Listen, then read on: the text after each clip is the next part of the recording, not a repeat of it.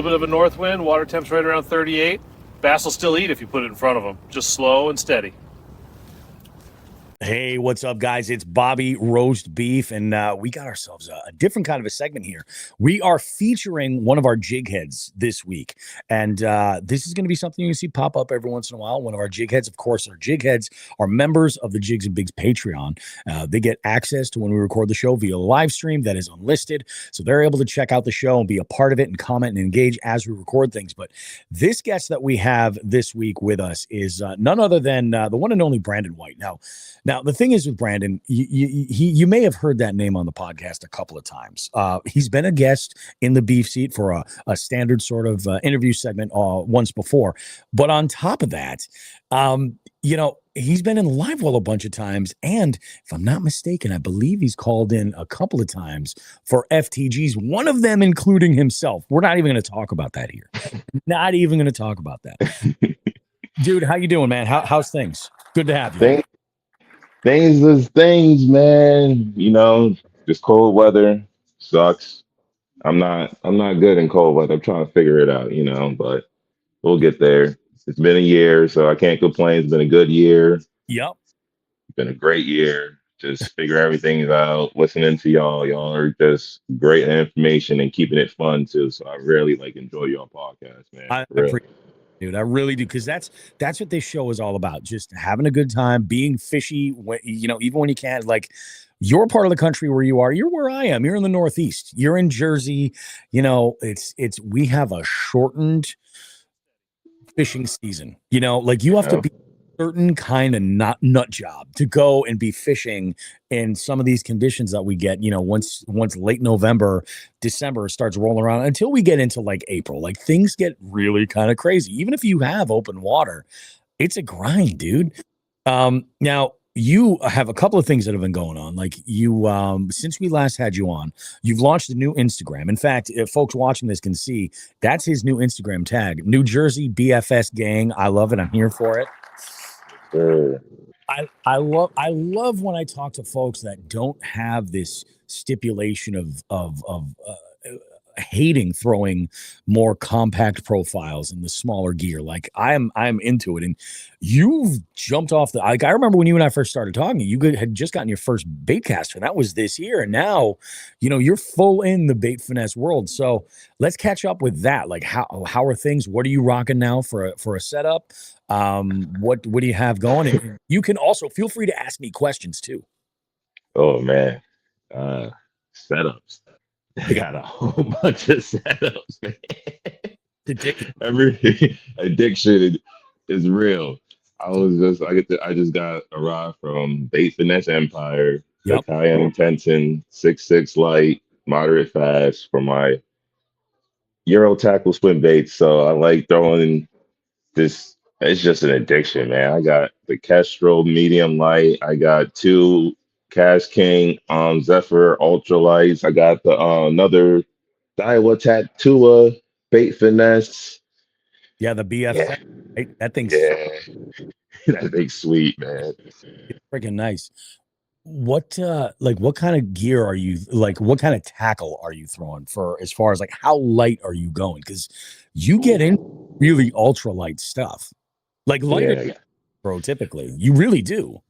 Yes, I do. I get into, so the lightest I threw was a 0.5 gram mustard hook, called a nice sunny off of it.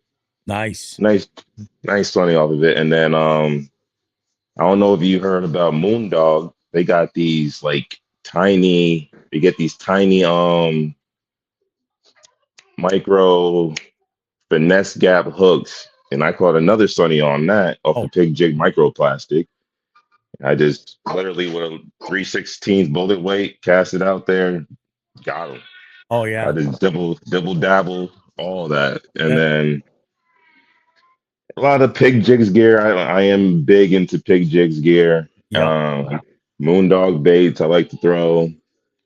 J Inks fishing lures. I caught my personal best smallmouth on that, and I was just I just like supporting small businesses. That's it. And that's the thing, like when you're doing that, like when you're looking at these smaller companies that are creating stuff, you get the advantage of being able to do multiple things at the same time. Like you can genuinely match the hatch, obviously, because that's the types of baits that they're trying to throw, that they're trying to create, but you also have the I guess the weird flex of like there's only so many folks that are throwing that, you know what I mean? It's Hmm. it's kind of cool that way because you have the ability to kind of tackle it from both sides, And I got to check out some of that Jay stuff. I really do. Between you and Chris, I hear so much about those lures specifically. And I'm like, man, it's just wild. And I love that it seems like now there's starting to be more and more innovation in that bait finesse sort of arena, or even just the ultralight arena, just in general. You like those Euro tackle swim baits, don't you? Yes, I do. The Euro Tackle swim baits, they're like one of my go-tos. And then I like their micro jerk baits too that they got 8 ounce and stuff. And they got the Nage. The Nage is like a 3/16 ounce, so perfect size to just toss it out all different colors. When you're throwing bait finesse, typically, how heavy? Like what's your threshold for you where you're like, I'm not going to throw on this? The threshold is like probably I would say the max probably 3/8. That's really pushing it. I rarely throw a 3/8, but everything else is just lower than that. No kidding. Yeah. See, for me, it's usually about anything that's heavier than 3/16. I'm like at that point, because most of that's the thing. I've always erred on the side of throwing lighter or smaller stuff. So like even on my like conventional moving bait rods, like I throw that rod there that I use is a 7.4 medium heavy moderate fast.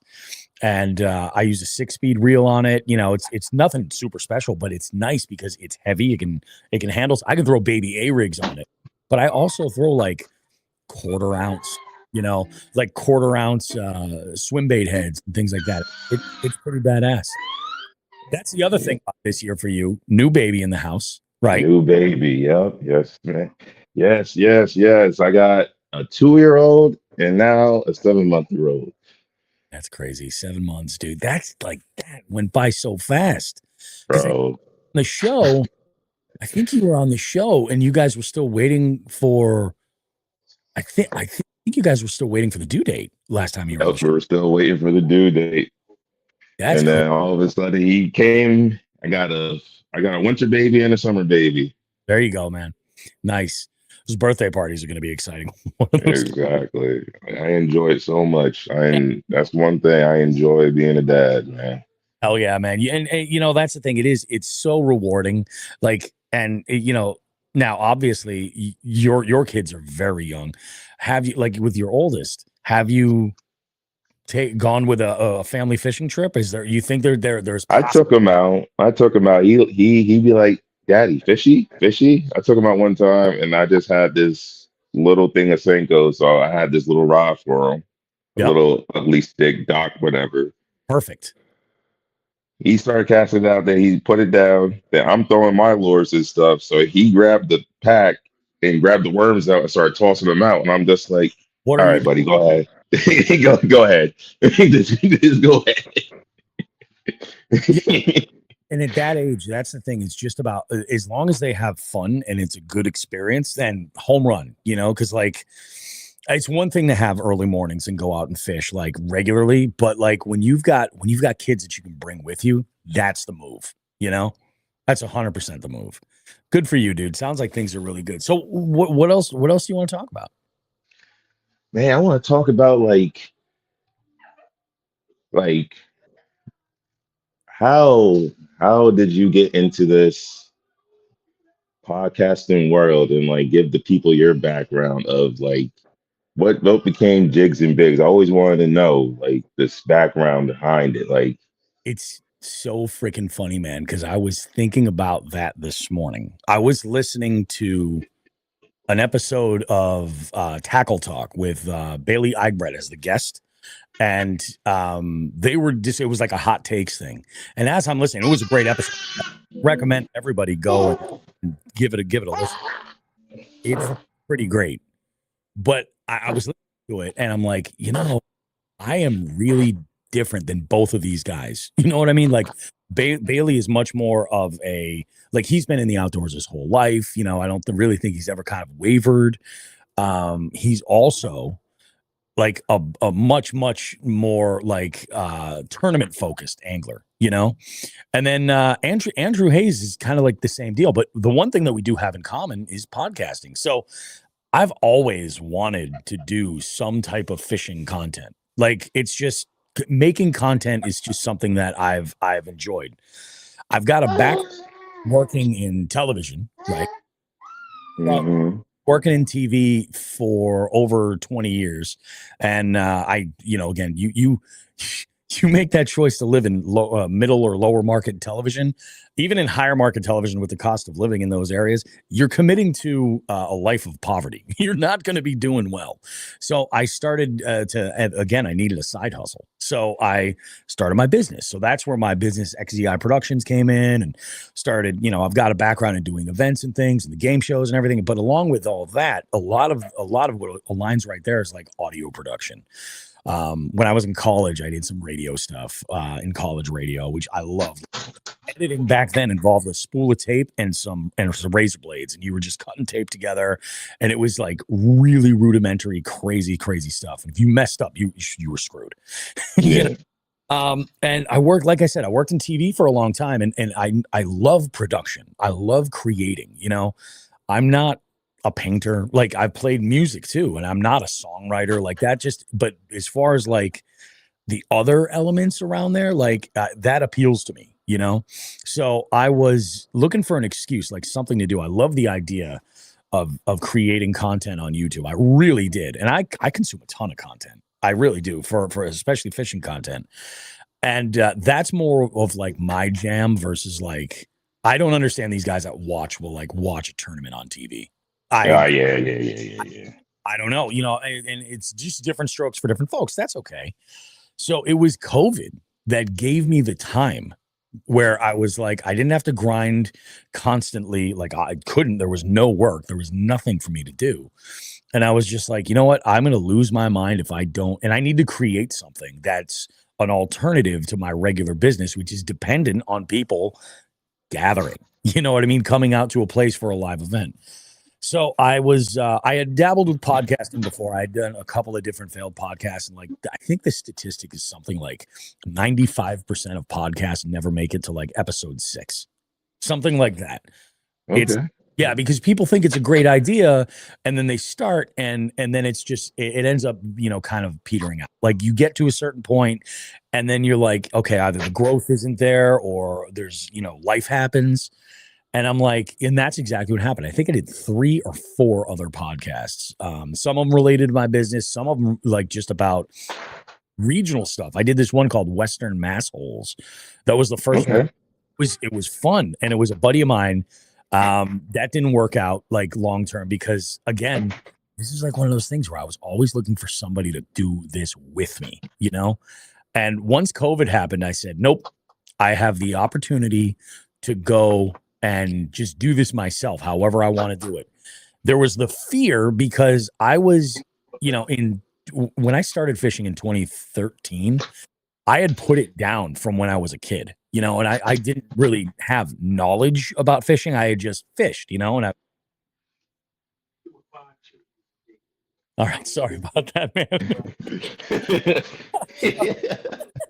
I was exporting a video. I was like, did it just pause? I was exporting a video. This is why it's good that I'm going to edit this, but I was exporting a video and it just starts playing when it's done. And I forgot it was running. So I'm like, you bastard. Anyway, I picked it back up in 2013 and I wanted to just kind of learn. But, and you and I at this point had a lot in common because like I had no experience with artificial lures at all. But even when I was a kid, I remember being like 6 or 7 with my dad. And we'd be at like the sporting goods store. And I'd be in there. I remember it was R&R Sports Shop in Belchertown, Mass. We'd be there sometimes we'd get shiners, but usually we're just picking up like mealworms and crawlers. And I would be looking at all the lures and I was like, oh, what about this? This is cool, huh? My dad'd be like, yeah, it is. And he's at this tackle box with all this artificial stuff. but he never really used it. In fact, somewhere around here, my office is an absolute mess down here, but I have a box. He gave me an old, like, and this is like, I think his father gave it to him. It was his old wooden plug, like a spook. And I mean, it's like, you could see the age on it. Like, it's just that old. But he also gave me this crawler, right? And it's a bat, is the profile. It's a bat. And I was infatuated. He still had it when they sold their house. He found it, and he's like, here, I want you to have this. I was like, holy crap. So eventually, when there's like a studio, like a real studio with a separate location where I can have jigs and bigs parties and stuff like that, like, there's going to be a display case with all of that old stuff. Like I have the jerk bait I caught my first 6-pounder on. I wish I had the jig I caught my first 7 on, but I fished with it like a moron. So like all of these little trinkets, shit, I have right over there. I have the first prop I ka-chowed on my boat. And my wife's like, why are you keeping that? I'm like, I'm going to have like fishing apple. Yeah. Like, you'll walk in and it's just all of these little things that have stupid sentimental value that'll be there. So, I mean, when it came to doing the podcast, I just had the time. And, I guess when I started in my mind, it was like audio made sense. I didn't want to take the time to edit video. I had a real shitty GoPro at the time. I was like, I'm just going to go and do this and I can commit to doing it once a week. And the show's going to be this right here, the conversation. And then that eventually evolved because I had Sean, that was an old friend of mine who had way more fishing experience than I did. In fact, when I fished the first few times with Sean, I was super intimidated at the shit that he knew. But great. Yeah, I binge listen. I put in a year, I listened to all y'all episodes of the year, just to let you know. Dude, that is like next level. But I was, he liked what I was doing with the show. And was like, so that's where the Sean the Fisherman segment started. And then he was like, well, hey, he's like, if you want, he's like, because he was quasi recently retired at that point. So he had the schedule that was available. And again, like the kids weren't going to school, like nothing like this. So we had time and we would fish 2-3 days a week. It was awesome. And we just, it started to kind of really expand.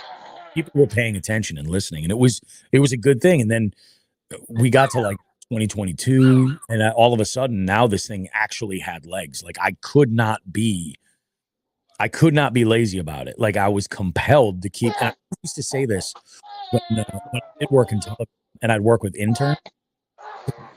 They would say to me, they would go like, how did you know you want to work in television? I'd say, you don't want to work in TV if it's not something that you like would roll out of bed and just naturally go do. Like if you aren't the kind of person that's like, I'm going to get this camera and I'm going to record this footage, or I want to, tell this story, or you want to make sure that like what my job was operations, keeping things on the air, or when breaking news happened, we shifted gears to that. Like it was crazy, dude. I was working the morning 9/11 went down. We started Regis and Kathy Lee. Or it was Regis and Kelly at that point. I was in kindergarten. You were in kindergarten? I was in first grade kindergarten. Yeah, around there. Yeah. I was 20 something. And I remember that day we finished the newscast and I went to go because I used to edit the new newscast. And I remember seeing like they on that morning show, they threw to like a local New York television station that was one of their, I think it was the ABC affiliate. And they put it up there like, oh, this is kind of crazy. A plane flew into one of the Twin Towers. That's unbelievable. And then right there, the second one happened. And I was like, okay, this is fucking crazy. And in my brain, I was just like, I need to start archiving this footage. So WWLP in Springfield, Massachusetts has, I don't even know how much time of original video from that time that I archived right there. Cause I was like, holy, I couldn't even watch it. I was like watching it after the fact so I could archive everything. And I'm like, cause this, crazy. Yeah, I was just nuts, dude. Some of the shit when I worked in TV was just absolutely apeshit. Like some of the stuff that I saw when I was, I was there when, when a Columbine shooting went out. I remember working that afternoon. I was like, you got to be fucking kidding me. So, like, the idea of creating media that is this, kind of recreation, I'm all about. I'm all about it. Yeah, I'm back. It's all good. It's all. Did I lose you? Lose you? Nah, somebody called me. All right, all right. So yeah, I mean, it's like, and it's just one of those things where like I'm compelled to do it now. And I was thinking about it today. I am not the angler I was in 2019, even early 2020 when the show first started. I'm like, I have grown so much in those 5 years. I'm not like a master angler or anything like that. I'm still out there just enjoying this. But what's weird is I've got this compulsion now to do as much as possible because of my age. Like I look at guys that are making content right now, that are even just well, I mean, some of my friends around in this area are close to my age. I'm usually the oldest guy, of the content folks. Usually of the content folks, I'm kind of the oldest guy. This is what I'm interested though with you. So who are the content creators that you follow most? Like the person on any platform, not like just YouTubers or anything like that. I will say Bass Geek, Tactical Bassin, No. and Clinton Burnings too. Raw fishing. I Yep. follow a lot of like those guys and stuff, especially like raw fishing, especially with with all that BFS stuff. Mm-hmm. Like learn a lot from him. And then Clinton Burning too. Like he's a Fort Texas guy, you know what I mean? He be Oh, BFSing down there. And he got good content. I learned a lot from him too. And the aggressively average anglers, they're great. Yep. I like listening to them. Mm-hmm. And the Serious Angler podcast too in the Lore Lab Oh with yeah. those guys. Yeah, that most of those guys I like, and like I think you nailed it, and it's really important too. If you're fishing in a specific area, especially if you're learning, following a content creator that's like in your region is really helpful because like with Jimmy with raw fishing, he's right in your backyard. You know what I mean? So like Yeah. he's catching those fish that you're out chasing and fishing the environment that you're out fishing in. So you can get a lot. I got to tell you, dude, I am such a Bass Geek fan. It is ridiculous. Hank does. He does a great job. Oh my God. I got it was like I got chills when I got the opportunity to interview him. He was the first interview on the water with me, like from the boat. I had my iPad with the recording gear, and That was dope. Yeah, I remember that episode. That was dope. That was dope. Oh man, and the fact that like I was able to, like, I told him I was like, dude, I wouldn't be fishing a jig the way that I do if I never learned how, from your videos. And he's like, for real? I'm like, it was just cool. It was real cool. But actually, That's awesome, dude. Like I remember that video. I was like, yo, this man is doing his thing, man. Like when when I went through all the episodes, I heard you got your boat. I know it was like you had your boat, but I was like, let's go, Bobby. Let's go. It's crazy, man. Like the shit that the journey that this whole thing is taking me on is nuts.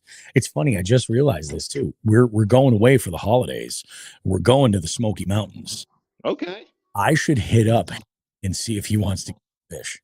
Oh yeah, he'll definitely. I think he'll definitely love that, and y'all can get on and do content. That's content. Yeah, I think that could be very, very cool. That would be like because that's bucket list for me. Like I would say a lot of those are the same that I watch it, like Tactical Bass. And if you've ever caught a bass on purpose, you watch Tactical Bass. Mm-hmm. For no other reason than like than learning about gear and like keeping up to date, especially like in the winter, like what's new, what's like those guys have it nailed.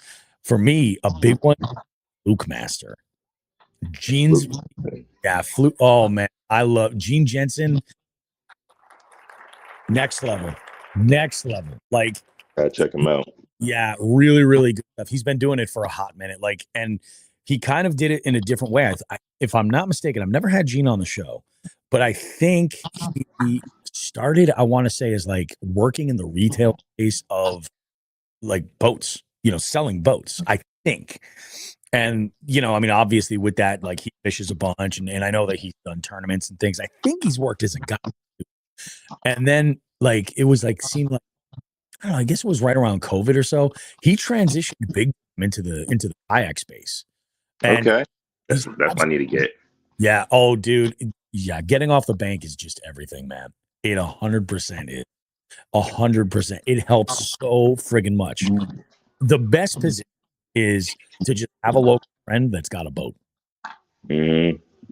Throw a few dollars in for gas every so often, maybe show up with a breakfast sandwich. Man, you got a friend for life. See, the good thing about our area, like Yep. Lake Opakon, like you can rent boats there and stuff. Like, you rent like a pontoon boat, you can rent a kayak and stuff like that. So like they're good with that. The only thing is just like it's so freaking once summer hits.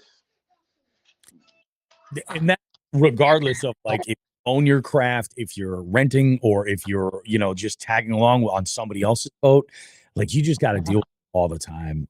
And that's why I think like the appeal of just getting further away from people. Mhm. I don't know. It's like maybe there is truth to this. I haven't figured that out. But I feel like sometimes some of us think that, oh, well, there's lakes that just lend themselves a little bit more toward recreation, towards speed, where it's like, oh yeah, I want to go fast. I want to, just wreck boats everywhere.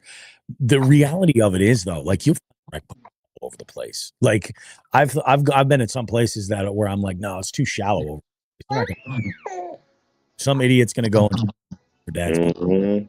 That's the problem. That's I think is just the truth. And in some ways, like the bank angler has a little bit of an advantage. You don't have to really deal with the bullshit, Yeah. calls and stuff like that. All you gotta do is just make sure you don't go in somebody's backyard by accident.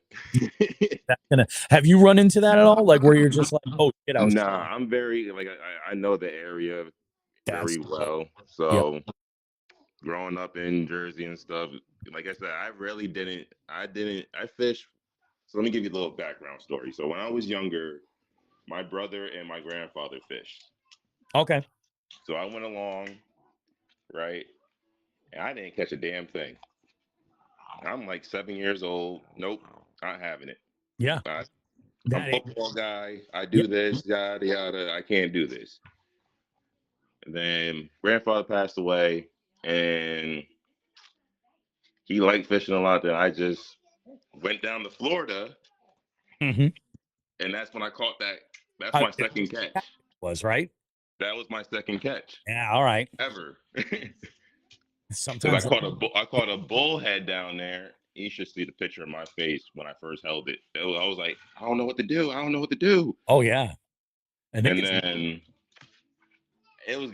guess it was beginner's luck because I literally did what Red Dead Redemption. I don't know if you played Red Dead Redemption, a but little bit. I just did what the game did. Just did Yeah. this. So all of a sudden, the whole rod snapped down. I'm like, oh, I'm stuck. I'm Yeah. telling my brother-in-law, I'm stuck. I'm stuck. I'm reeling it in. I'm like, nah, this thing's fighting. I think I got something. Yeah. Bro, it was a Gulf topsail catfish. And I didn't know it had teeth. So they were like, yeah, lip it. And I was like, yeah. And it supposedly had teeth. And I was like, don't know what I'm doing. And I just held it out. There's something too about that moment where you're like, oh, I'm snagged, and like it clicks. You're like, you feel that first head shake or that first movement, and you're He just took off. second. Yeah, that's He amazing. took off. That's awesome, dude. Yeah, I think that like I don't know, it's so funny because like I think especially as a parent, like you've got to have it in your mind where you're just like, oh, my kid is gonna love this, and they might not, or they might for a little while, then they'll get distracted with something else. But it is interesting how it does seem more often than not where it does go full circle. You know, Mhm. like I think one of the coolest opportunities that I had, and this is where I really like I think I want to put more of the eggs in this basket when it comes to guiding and things I want to do in the future. Doing the fish whistle charters is like Ooh, I I thought the same damn thing, man. I got all these ideas. I think like it was so cool because that couple that I went out, Kyle and Kayla, like they're regulars that play trivia with me. I usually see them like a few times a month, and they're awesome. The great couple. But like now Kyle's caught fish before, but he's never caught like a New England fish at all. I don't think he's fished. Actually, I don't know that he's ever fished freshwater. I think he's all pretty much fished saltwater. He's originally from Florida, so like Okay. his ability to like catch the variety of species he can catch down there is way more than up here. Access to water is crazy. He's, Yeah, lucky. he caught a couple of decent ones, but Kayla caught her first fish, and dude, she caught a mind. It was nuts. And then, of course, I'm like, I'll take him off the hook. I'm like, you want to hold him? She's like, yeah, I definitely want to hold him. I'm so excited. Yeah. Okay, cool. And I went to go explain to her. I was like, so this is where you want to grab him. Like this, he's got teeth, but they're like sandpaper. And I was like, just put your thumb and up against your finger and just clamp his lip down like that. And she went to go read. She did shoot.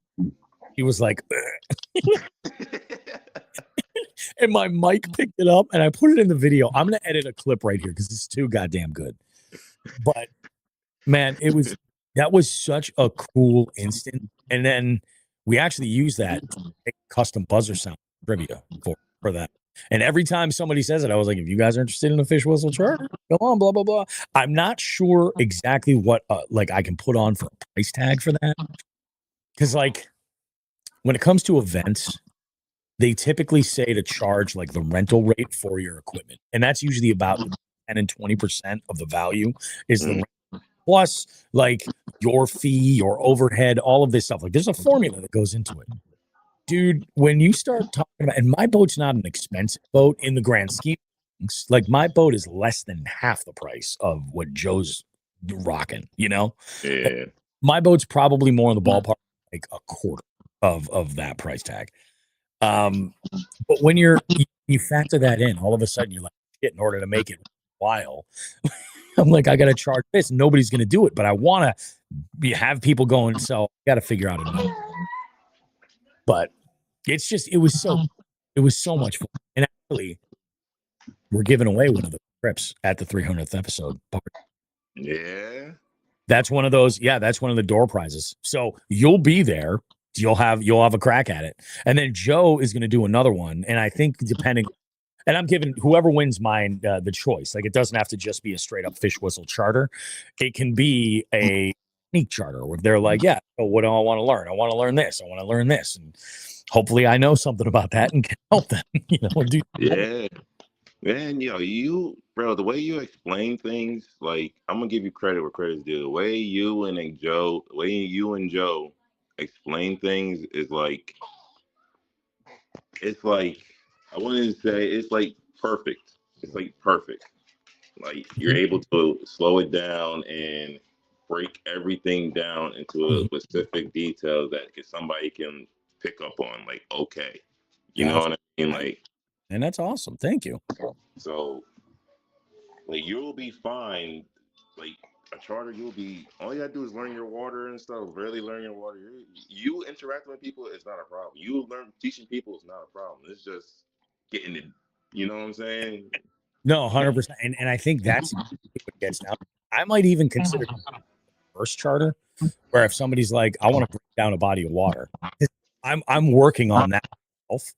That would be me because I'll be the first one because I want to really like get out on like from the bank. It's kind of hard to break down water because you're so limited a little bit. You know what I mean? Yeah. Although get out so far, you know what I mean? How much do you fool around with looking at like topo map stuff of the places that you're fishing? See, I look at Amia. I be on Amia a lot. Perfect. Yeah, I'm on Amia a lot and look at the depths and all that around me. Like my biggest bass was like last November. Was it November? Yeah. It was like 4.7 and literally in gold water. And I just threw a jerk bait out. I didn't think I was going to catch anything. It was one of those days like, let me get out and just. Yeah. I'm just looking to get out just so that I can get out. So I just did twitch.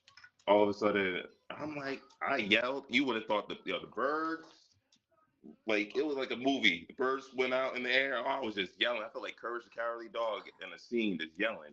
That's Ah! that's awesome, dude. Oh man. And that's the thing with the maps. It's like you make a really valid point because like sometimes you're looking at like a piece of structure or like you're like, oh, but there's a pump right there. And like it might be out of your reach from where you're able to cast. So it might not Mhm. be effective to go and fish. But like if you can, and again, like this can also be heartbreaking as a bank angler, because this is where I started to mess with maps, is I would look at like, okay, so there's this point here really good.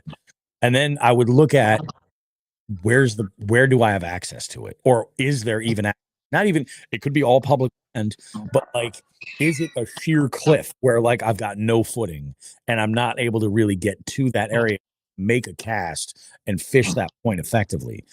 But on occasion you'll get that like what do you I guess like that unicorn spot where you're like, there's a drop off right here, or there's a hole like that's, off the bank that I can fish effectively. So if you're able to find that, you can sort of figure out like where spots might be higher producing areas. The big thing is with bank fishing for me was laydowns were a big one. Like I would focus on a lot of that. It's tough to fish docks from a bank.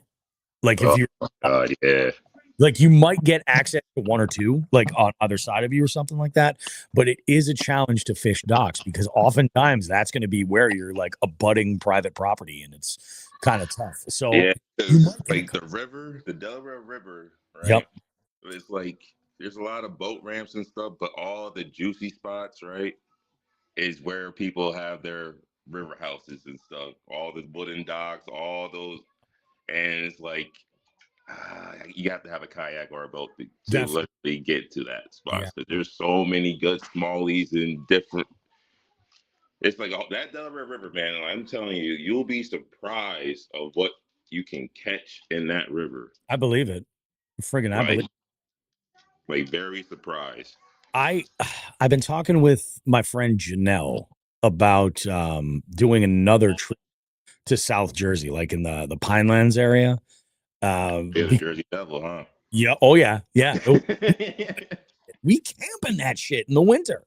And it was Fuck awesome. Yeah. it. But it's like, I mean, last year we tried this last January and she assured me it would freeze. She's like, yeah, it never freezes. We got down there, everything was frozen. We even did try to go over and fish the Delaware. That was a big focus. It was like, oh, moving water, less likely we're gonna do. There were ice flows all ramp that uh, was full on. last year, that was crazy. It was insane. I'm hoping if and I spoke to her not that long, and I was like, keep an eye on the situation because I would be okay. January is gonna be busier now, but I would be okay with some kind of an alternate trip, like going and just focus on the river. Take that day and like that stuff. Because If you I, got snakehead in there, you got snakehead, crappies, sea bass. yeah, They do shad tournament, bro. I just realized down here what's they that? used to do a shad tournament in New Jersey on the Delaware, right? They do Yeah. it like 2 times a year, and it's a big freaking thing down here. Like the payout is like 20,000. Oh, They giving out boats and stuff, and I'm like, nobody told me this. You can fish from the bank. You can fish in oh a yeah. kayak. Yeah. You can. It's funny, man, because even like up here, because where I live, like the Connecticut River comes right up, and then there's this big dam right in my city. And there's a shad tournament that runs every year, and people lose their mind. The shad run happens, and you'll either see people like flooding the banks or on boats fishing for shad.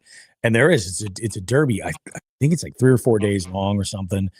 I don't think that the Yeah. prices are that kind of high, but they're up Nah, there. it's big down here. That's what I'm It's saying. freaking That's big. that's crazy, dude. And Because I went down to the boat ramp and I'm like, damn, there's a lot of people out today. I'm like, I'm not gonna be able to fish. It's a whole lot of people. And all of a sudden it was like the shad tournament. And I was talking to the guy that was fishing the bank. It was like, yeah, the payout's this much. It's like if you get third place, you get 5,000.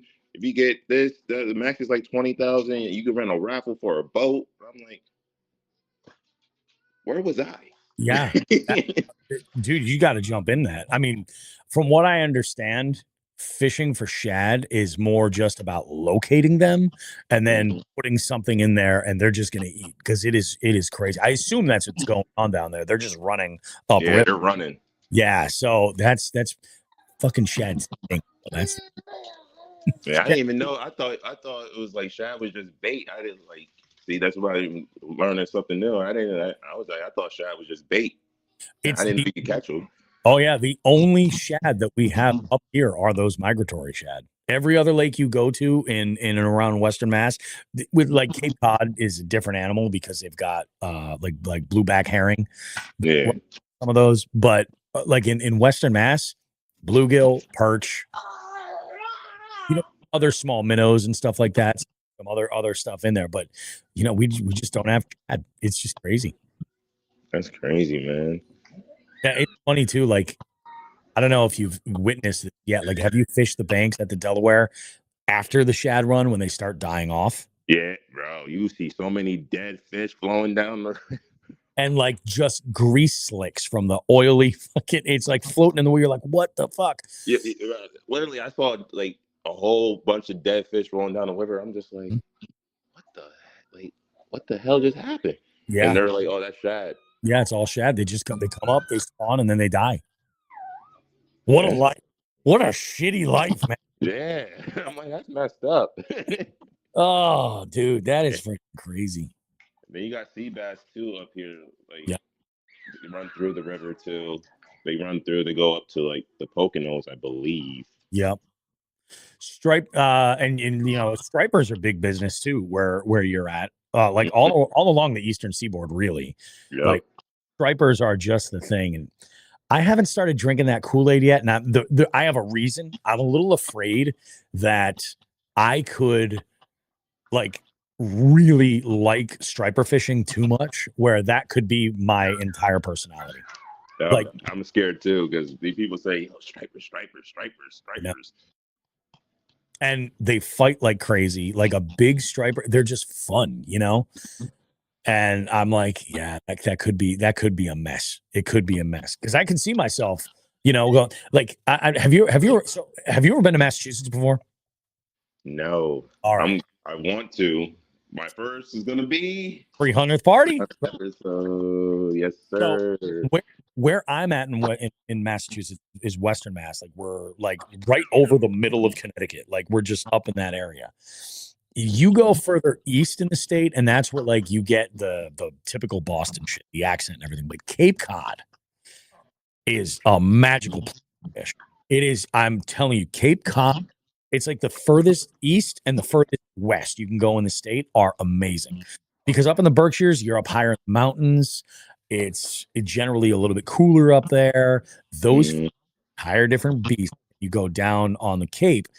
What you end up with the Cape is like kettle ponds where these fish have a different. Well, first off, it doesn't freeze nearly as much as elsewhere in Massachusetts. So you mm, open water.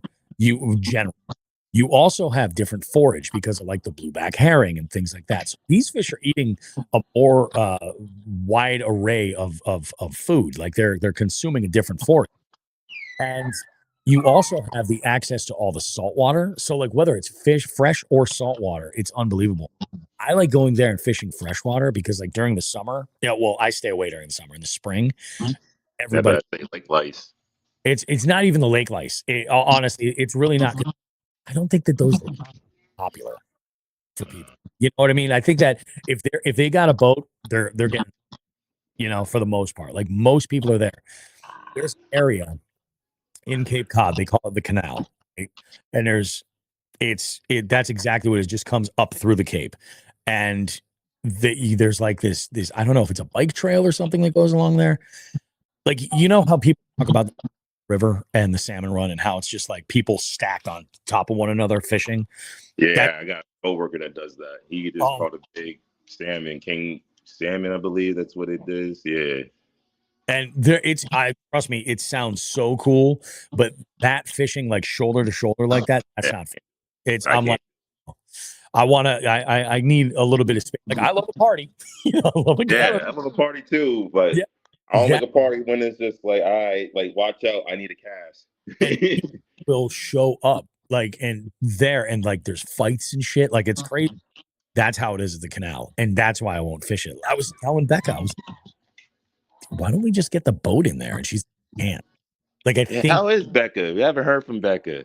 oh, she's good, man. She's got a lot going on. That girl, she has a lot Yeah. going on. Yeah, we're gonna have her on the show. I just talked to her, and she should be at the 300th, which would be awesome. Okay. I am working on a couple of other guests. Dude, the 300th is gonna be the Friday night. So I'm still waiting for the link for the lodging discount for the hotel. The hotel that as long as nothing, but right now it's right next to the Basketball Hall of Fame.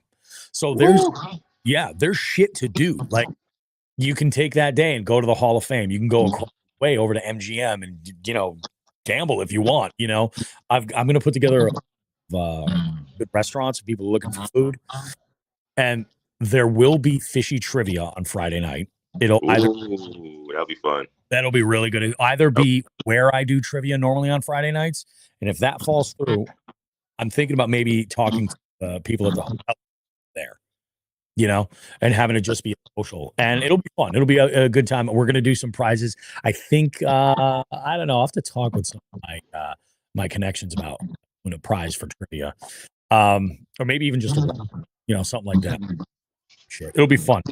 And then on Saturday, I'm thinking of like maybe a meetup, like coffee and donuts or something somewhere. Yeah. And hopefully the weather will be right too. We go all fish. Well, that's the problem. It is the January. We I know. aren't gonna. You might have to pray to God.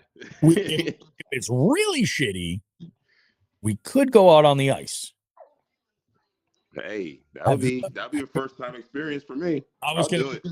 Dude, like I am not against ice fishing. I'm really not. I would rather pack up the boat and travel just because that's more my style. But ice fishing can be fun because it is a party on the ice. People grilling, they're fucking drinking, everybody's having fun. That's the point. That's what it's all about. That's what it's all about, having fun and enjoying each other's company. That's it. Yeah. Have you ever experienced what's like? Say that one more time. Have you ever experienced what's known as ice slice? Like even seen people? No.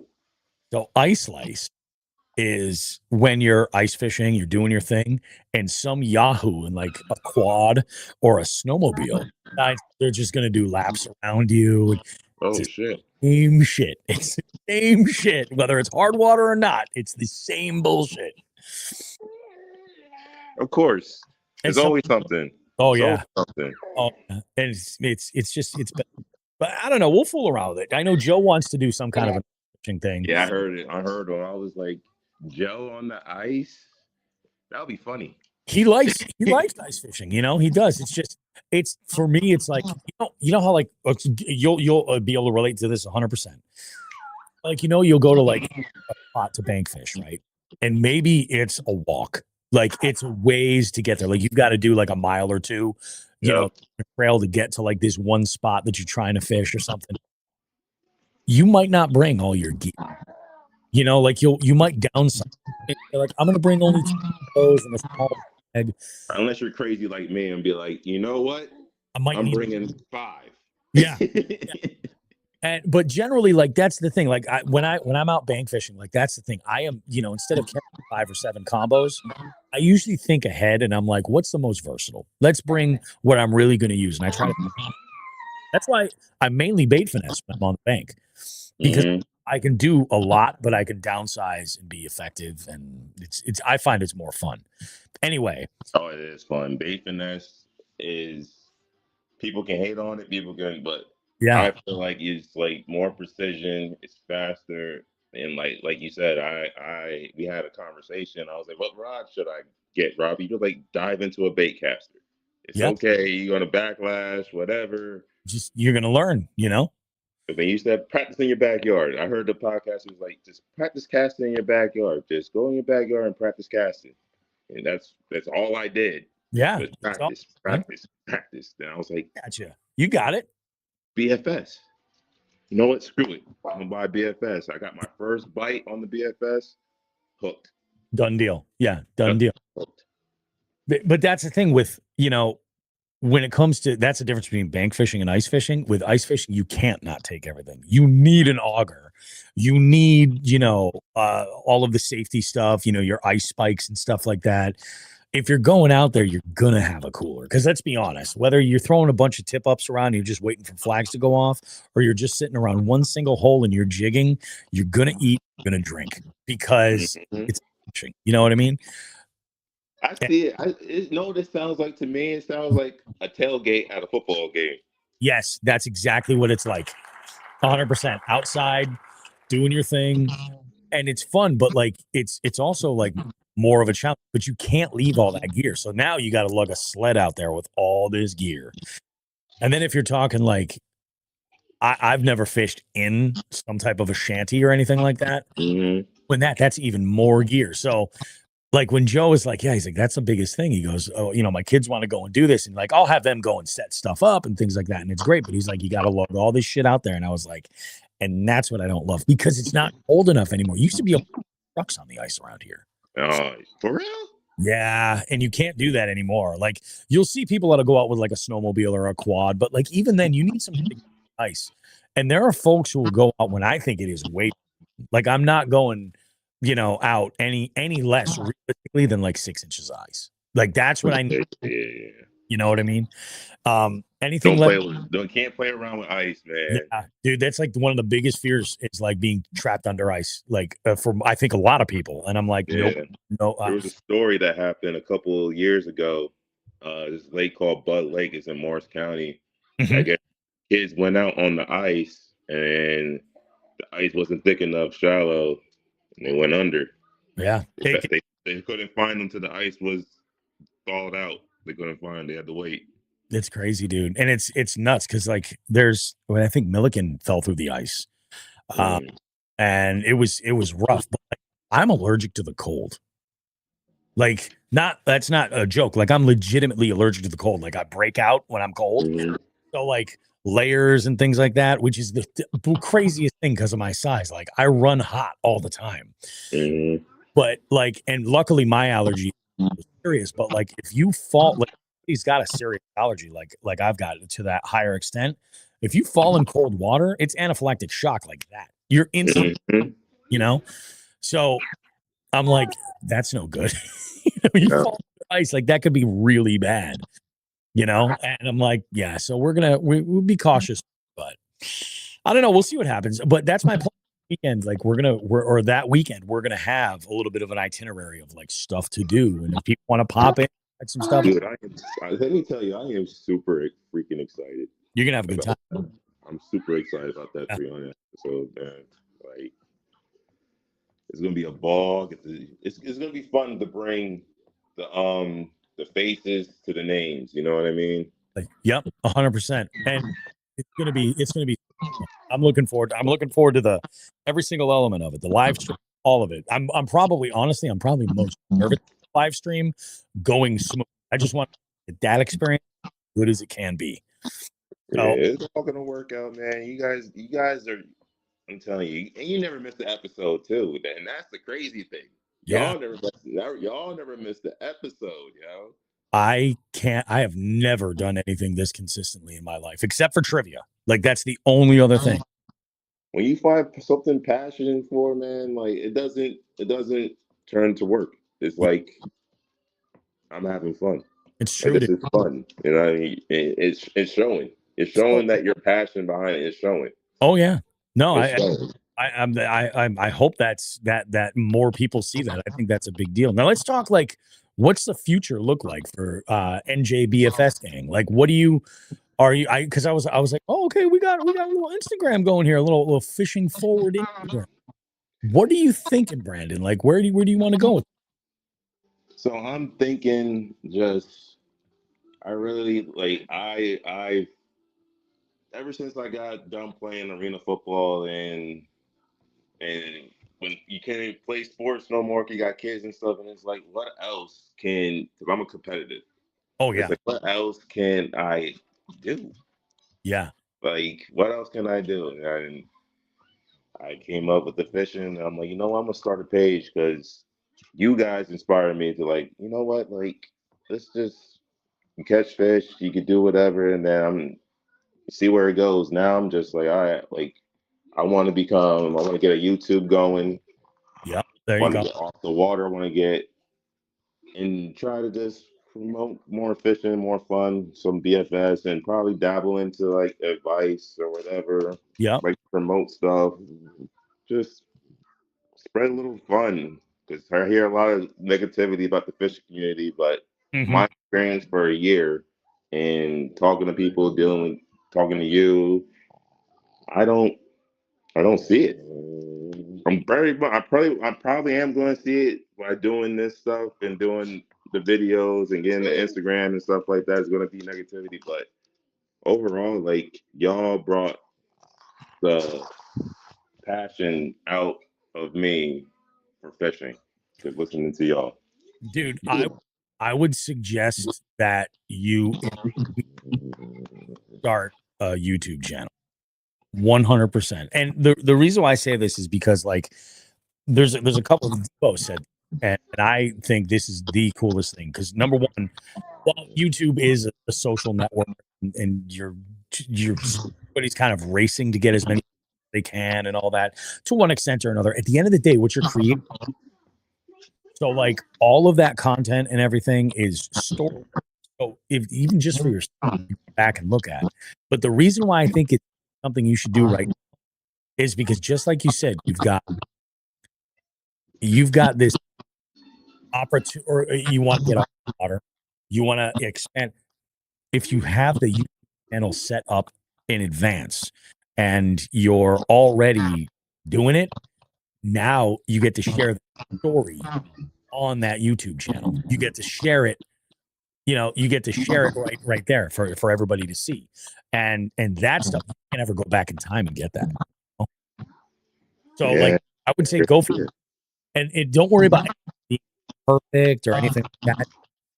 Do what you got to do, and you'll 100% you're going to see it on your end start to take off. Yes, sir. Yeah, Yeah. That's the future, man. Just good dude. continue to do the thing. I want to go up to Massachusetts. I really want to. Also, the future is I want to fish with who the fuck is Joe Brown Right. and Bobby Roast Beef and Well, Mass Hole. I'm the easiest. Like I'm the easy one to get together. Joe is he's a I whole. know he took him 6 months to follow me back. I, I haven't been on his new boat. No. He hasn't been on my boat either. In fact, twice, at least twice, we have had conversations on the water with our boats side by side, drinking coffees, bullshitting, whatever. And you know what? That's the coolest fucking thing in life. That's all I've ever wanted. It's great. Both of us on spot the wind kind of blowing us around. We're just talking. I think dude, getting on my boat is super easy. That is 100% going to happen. Either whether it's coming down this winter, it's probably going to be both. Whether it's me going down this winter and then fishing. Yeah, I gotta think twice to go with Joe. Joe likes to drive fast on that damn boat. I heard. He does. He does. And it is funny. Like I have this vision of creating this video. Now I'm a big, huge fan of like metal music or just music in general. Yep. There is a song by a metal band called Kill Switch Engage, and like for the first 60 to 90 seconds of it, I have the most amazing edit in mind that would be insane. And I want to put something together for the 300th show, but the reason why I think it'll look ridiculous is because like number one, I don't think Joe has any like drone footage or like that rear vantage point of his boat up on plane. Like I don't know that it's good to mount a camera like that. I don't think that's a good idea. The problem is I can't cut between those two. He's going like mock Jesus, and I'm going 26. It's gonna lose all of it. It's just gonna look so stupid. So I'm like, I'm not gonna be able to edit footage in with both of them. Hopefully one day you get a good edit. Hopefully, but that would be good. That would be good. Could make it look great if it's just my stuff, but I really do want to include Joe in some of the visuals. Do it. Do it. Man. Like back in the day, Sean used to say everything's content, right? Hell yeah, it is. He wasn't kidding either. Everything legitimately is content. Facts, man. I think it'll be about him too. He's been good too, right, Sean? He's been good. Yeah, he's taken a complete like dive right into sports, and high school, sports all over the place. So he's got his hands full, especially with this damn NIL money. Oh yeah, I freaking bet, man. Perfect time to coach and be athletic director. It's true. Yeah, 100%, 100%.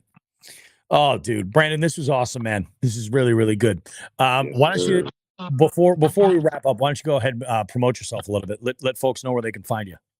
You can find me at NJBFS Gang 973, and also too, Big Jigs is going to Columbus, you know what I'm saying, for their Fashion Expo. So if you're in Columbus, go check them out. Right. Yes, that's awesome. Yeah, they're going out there. Nate's doing this thing, man. He had his brother. They've been in the lab working. So hell yeah, support them, man. They got great products, catching them all around the country and stuff. So yeah, that's Pig Jigs 24/7. Hell yeah, dude. JBFS Gang. That's it. 973. Awesome, dude. Well, this is a whole lot of fun, man.